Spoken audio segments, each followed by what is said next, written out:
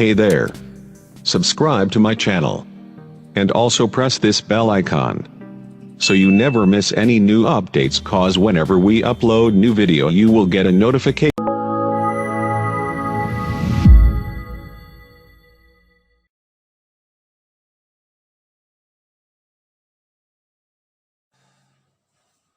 Hi students, say today in this class we are going to learn a new chapter from the history only, that is the impact of British rule in India. Okay, as you came to know from the previous chapters that how did India it come under the control of the British, how were the British they were successful in getting the whole of India under their control.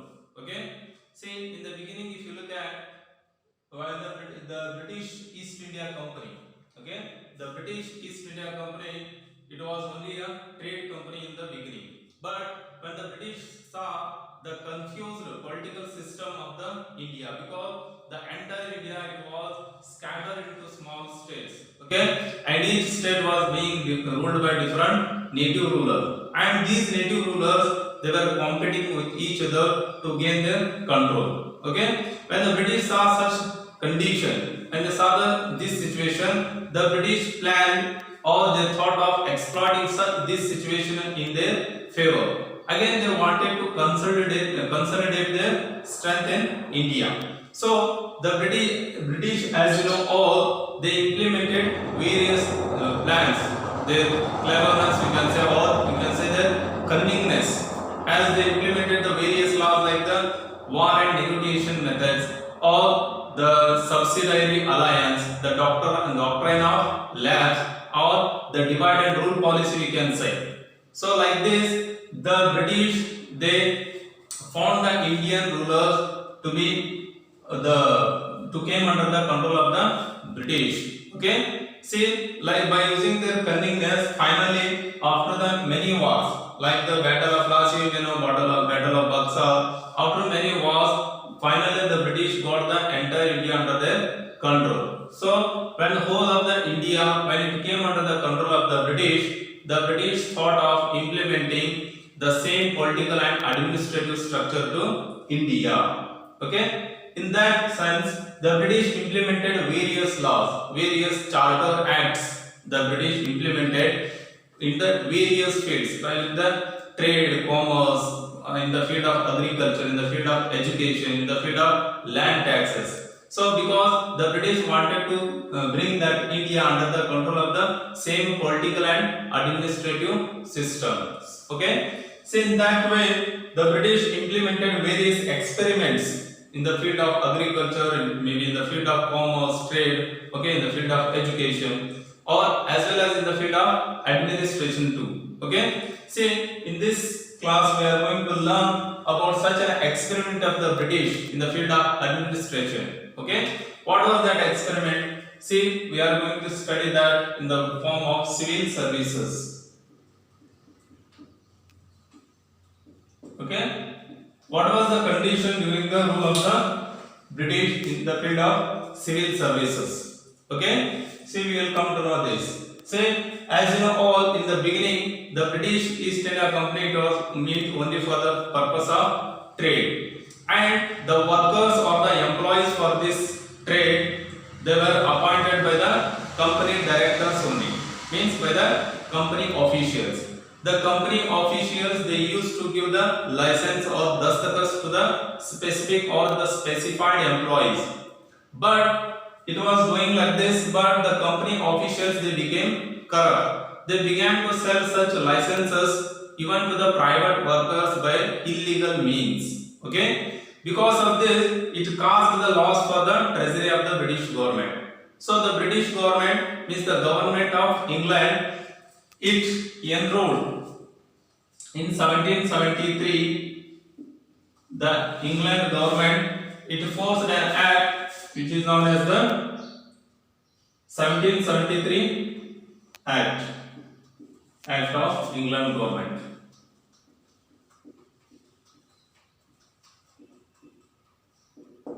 Okay, so the British England government it implemented an act in 1773 to control the misuse of the dastakats, means the control the misuse of the licenses by the officials of the company. It implemented the 1773 Act.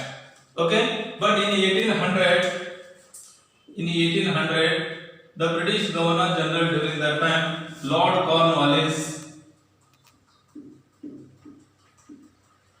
See, this Lord Cornwallis was the Governor General during that time.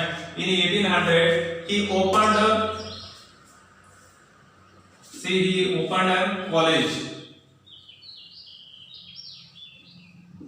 college known as the Fort William College.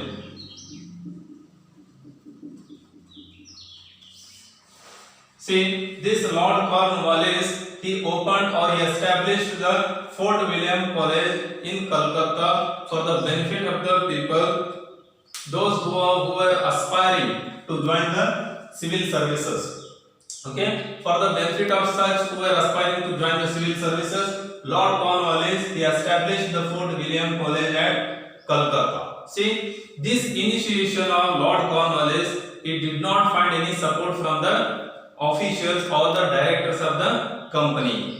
Okay, because of this, till 1853, the appointments of the workers or the appointments of the employees to the civil services were done directly by the directors of the company till 1853. But from 1853 onwards, okay, from 1853 onwards, the British implemented the competitive exam system. Okay, competitive exam system. Okay, till 1853, the employees for the civil services were directly appointed by the directors of the company. But from 1853 onwards, the British government implemented the competitive exam system to appoint the employees for the civil services. Okay, for the post of the administration department. Okay, after this, see, this competitive exam, it became an obstacle for the, especially for the Indians, because the Indians, most of the Indians were not of the good educational, they were not too qualified. Okay, but if you look at the medium of the instruction, the medium of administrative language, it was nothing but the English. But if you look at the Indian people, they didn't have such good qualifications, okay, educational qualifications.